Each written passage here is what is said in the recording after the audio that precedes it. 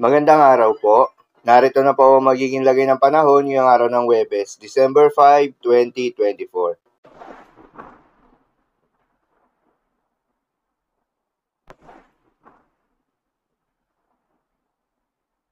Sa kasalukuyan na tayong sa pag-asa, shear line o yung salubungan ng malamig na northeast monsoon at mainit na hangin na nanggagaling sa silangan ang patuloy na nakakaapekto sa may eastern section ng Northern Luzon. Dahil dito asahan yung maulap na kalangitan na may kalat-kalat na mga pagulan at isolated thunderstorms. Northeast monsoon o hanging amihan naman ang nakakaapekto sa may extreme Northern Luzon. Dahil dito asahan naman yung maulap na kalangitan na may mga mahihinang pagulan. Habang sa nalalabing bahagi ng ating bansa ay asahan naman yung epekto ng mga localized thunderstorms na umiiral tuwing hapon o gabi. Magandang balita naman dahil ayon sa pag-asa ay wala tayong binabantayan na low pressure area o bagyo sa loob o malapit sa Philippine Area of Responsibility na maring makaapekto sa ating bansa. Samantala, yung binabantayan natin na sama ng panahon sa susunod na linggo ay consistent pa rin ang ipinapakita nito. Base nga sa pinaka-latest tropical cyclone threat potential na inilabas ng pag-asa, ang nasabing sama ng panahon ay inaasahang papasok ng Philippine Area of Responsibility at tatahakin nito ang direksyon patungong Visayas o Northern Mindanao area. Sa kasalukuyan ay mababa hanggang sa katamtaman ng tsansa nito na mabuo bilang isang bagyo. Dahil dito, nakataas pa rin ang tropical cyclone threat potential para sa linggong ito. Paalala lamang po na ang mga nasabing forecast ay posible pa pong magbago. Kaya naman patuloy lamang magantabay sa mga update nating ilalabas at ng pag-asa.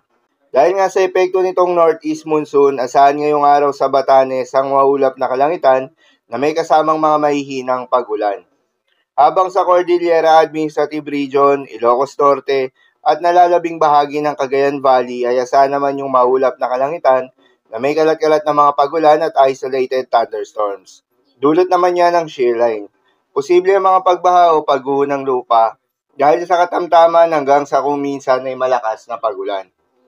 Habang sa Metro Manila at nalalabing bahagi pa ng ating bansa, ay asahan naman yung bahagyang maulap hanggang sa maulap na kalangitan na may kalat-kalat na mga pagulan o thunderstorms. Dulot naman yan ng mga localized thunderstorms.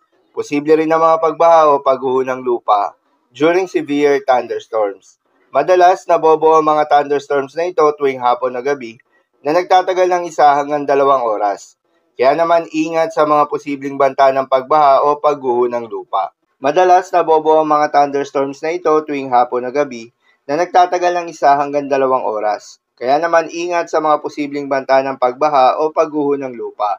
Para naman sa magiging lagay ng mga dagat baybayin, ayon sa pag-asa ay wala pa rin tayong nakataas na gale warning sa anumang seaboards ng ating bansa. Ngunit iba yung pag-iingat pa rin sa mga maglalayag na mga kababayan nating mangingisda at yung may mga maliliit na sasakyang pandagat sa may Northern Luzon.